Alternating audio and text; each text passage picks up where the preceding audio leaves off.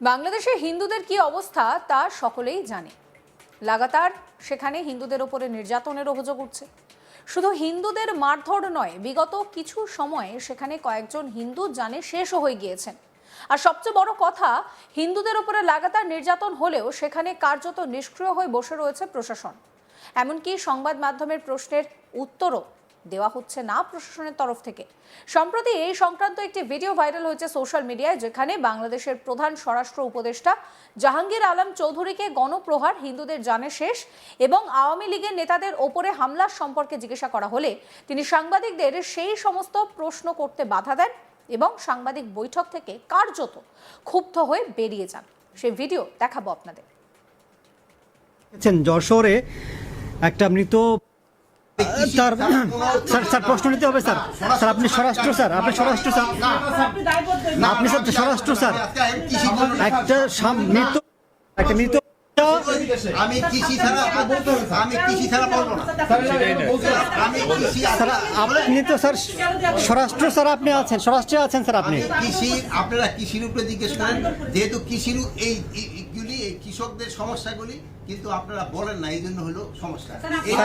এটা স্যার আপনি হেডলাইন করবেন, আমার স্বরাষ্ট্র শুনজায়, স্যার আপনি স্বরাষ্ট্র উপদেষ্টা স্যার বটে স্যার। আমি স্বরাষ্ট্রে আপনি কনসেস করতে স্বরাষ্ট্রের আমার বক্তব্য আমি কিন্তু সবসময় আপনার হতে। ঠিক আছে স্যার, এটা নিয়ে স্যার একটু বলেন স্যার। এটা স্যার চরম ভাইরাল হয়েছে স্যার। ছাত্রলীগের বা আওয়ামী লীগের কারো জামিন দেওয়ার ক্ষেত্রে এটা নিয়েও তোলপাড় হয়ে গেছে। ছাত্রলীগ আওয়ামী লীগের ভিতরে জামিন দেওয়া নাই, ক্রিমিনালদের জামিন দেওয়ার ভিতরে, ক্রিমিনালদের জামিন দেওয়ার বিরুদ্ধে বলেন স্যার। কৃষির উপরে প্রশ্ন করেন স্যার একটু বলি স্যার।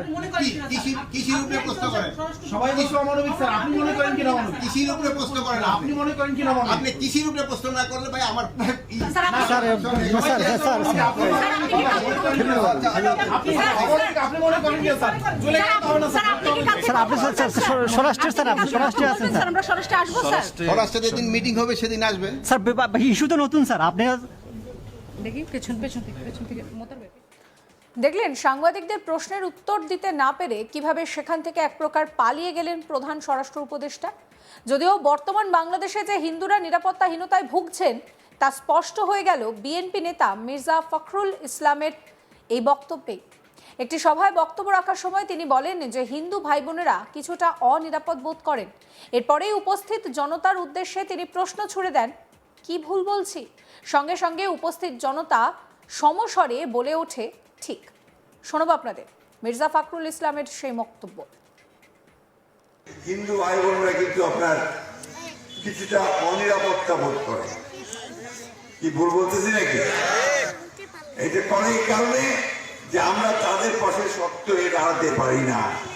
সব মিলিয়ে এই এলাকায় কিন্তু উন্নয়ন হয়েছে, তাই না?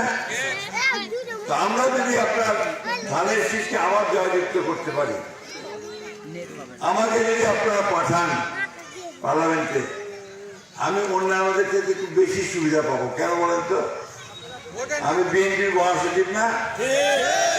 বিএনপি যে সরকারে যায় তো মোর তো একটা ভালো জায়গা থাকবে নাকি? কাম করবার সুবিধা হবে তো নাকি? ওই সুযোগটা আপনারা আমাকে এবার একটু দেন। আমার ইলেকশন এটাই বোধহয় শেষ। এরপরে আমি আর সময় পাবো না হয়তো নির্বাচন করবার, অনেক বয়স হয়ে গেছে।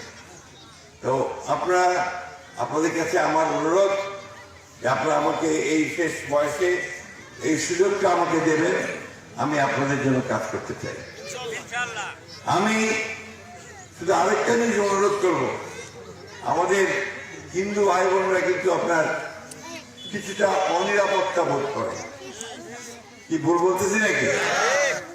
এটা অনেক কারণে যে আমরা তাদের পাশে শক্ত হয়ে দাঁড়াতে পারি না। আমাদেরকে তাদের পাশে শক্ত হয়ে দাঁড়াতে হবে। কোনো বিপদ আপদ যে কোনো কিছু আসুক, ভাইকে ভাই যেভাবে আমরা আশ্রয় দেয় তার পক্ষে দাঁড়ায়, সেইভাবে আমাদের দাঁড়াতে হবে। এটা আমাদেরকে অবশ্যই করতে হবে। আমি আপনাদেরকে, আমার হিন্দু ভাই বোনদেরকে একটা কথা পরিষ্কার বলতে চাই, আমরা আপনাদের সঙ্গে আছি। আপনাদের যে কোনো সমস্যায় আমরা আপনাদেরকে পাশে দাঁড়াবো। আমার ভাইরাও সব আপনাদের পাশে দাঁড়াবে, ঠিক না? ইনশাআল্লাহ। আমি বক্তৃতা বাড়াবো না ভাই। আমাদের একটা জিনিস সবসময় মনে রাখতে হবে যে আল্লাহ সবসময় সুযোগ দেয় না। এবার একটা সুযোগ আল্লাহ আমাদেরকে দিয়েছে যে আমরা যদি সঠিক কাজটা করতে পারি আল্লাহ নিশ্চয়ই আমাদেরকে তার ফল দান করবেন, ভগবান আমাদেরকে সেই ফল দান করবেন, তাই না? তো আসেন, আপনারা কি আমার মার্কেটে জানেন? ফর্ম আছে তো নাকি ভুলে গেছেন? মার্কেটে কি বলেন আমার মা বোনেরা?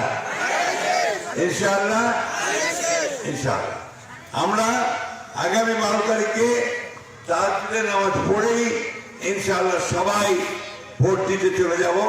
15 বছর পরে এবার আমরা ভোট দিচ্ছি, তাই না? 15 বছর ভোট দিতে পারি নাই, মামলা মোকদ্দমা পুলিশের দৌড়ানি জেল হাজত সব অনেক অস্থির করে রাখছিল। আমার 115টা মামলা 17টা মামলা 11 বার জেলে গেছি।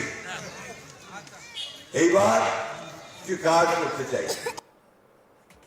বাংলাদেশে হিন্দুদের ঠিক কী দশা তার কারোর কাছে অজানা নয়। সেখানে লাগাতার দেখা যাচ্ছে হিন্দুদের বাড়িঘর তোর পুড়িয়ে দেওয়া হচ্ছে, তাদেরকে নৃশংসভাবে জানে শেষ করে দেওয়া হচ্ছে। দীপুচন্দ্র দাস থেকে শুরু করে একাধিক হিন্দুকে জানে শেষ করে দেওয়া হচ্ছে। অথচ দেখুন বাংলাদেশের প্রশাসন একেবারে নিষ্ক্রিয় হয়ে বসে রয়েছে, এমনকি সংবাদ মাধ্যমের প্রশ্নের উত্তরও দেওয়া হচ্ছে না। আর এবার স্বরাষ্ট্র উপদেষ্টা জাহাঙ্গীর আলম চৌধুরী, তাকে যখন এই হিন্দুদের জানে শেষ নিয়ে প্রশ্ন করা হলো, আওয়ামী লীগের নেতাদের উপরে হামলা নিয়ে প্রশ্ন করা হলো, তিনি থতমত তো খেলেনি, ক্ষুব্ধ হয়ে বেরিয়েও গেলেন। দেখুন সেই ভিডিও। নিশ্চয় দেখেছেন যশোরে একটা মৃত তার স্যার প্রশ্ন নিতে হবে স্যার। স্যার আপনি স্বরাষ্ট্র স্যার, আপনি স্বরাষ্ট্র স্যার, আপনি স্যার স্বরাষ্ট্র স্যার। একটা মৃত আমি কৃষি ছাড়া বলবো না। স্যার আপনি তো স্যার স্বরাষ্ট্র স্যার, আপনি আছেন স্বরাষ্ট্রে আছেন স্যার আপনি। আপনারা কৃষির উপরে জিজ্ঞেস করেন, যেহেতু কৃষির এইগুলি এই কৃষকদের সমস্যাগুলি কিন্তু আপনারা বলেন না, এই জন্য হলো সমস্যা। এটা স্যার আপনি হেডলাইন করবেন, আমার স্বরাষ্ট্র শুন যায়, আপনার স্যার আপনি স্বরাষ্ট্র উপদেষ্টা স্যার বটে স্যার। আমি আপনি কনসেস করতে স্বরাষ্ট্রের আমার বক্তব্য আমি কিন্তু সবসময় আপনার হতে। ঠিক আছে স্যার, এটা নিয়ে স্যার একটু বলেন স্যার। এটা স্যার চরম ভাইরাল হয়েছে স্যার। ছাত্রলীগের বা আওয়ামী লীগের কারো জামিন দেওয়ার ক্ষেত্রে এটা নিয়েও তোলপাড় হয়ে গেছে। ছাত্রলীগ আওয়ামী লীগের ভিতরে জামিন দেওয়া নাই, ক্রিমিনালদের জামিন দেওয়ার ভিতরে, ক্রিমিনালদের জামিন দেওয়ার বিরুদ্ধে বলেন স্যার। কৃষির উপরে প্রশ্ন করেন স্যার একটু বলি স্যার। কৃষির উপরে প্রশ্ন করেন, সবাই বলছে অমানবিক স্যার, আপনি মনে করেন কিনা অমানবিক? কৃষির উপরে প্রশ্ন করেন, আপনি মনে করেন কিনা অমানবিক? আপনি কৃষির উপরে প্রশ্ন না করলে ভাই আমার